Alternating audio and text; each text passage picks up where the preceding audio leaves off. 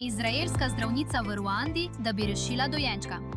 Dr. Sagi Asa, vodja pediatrične kardiologije v medicinskem centru Wolfson, je prepotovala več kot 4000 km zaradi nujne operacije.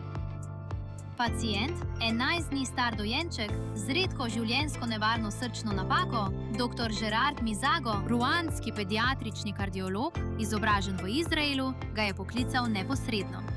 Dojenček po imenu Angel se je rodil s kritično pljučno stenozo, prirojeno napako, ki omejuje pretok krvi iz srca v pljuča, stanje, ki zahteva nujno zdravljenje. Dr. Mizago je vodil operacijo. Dr. Asa ga je podprla.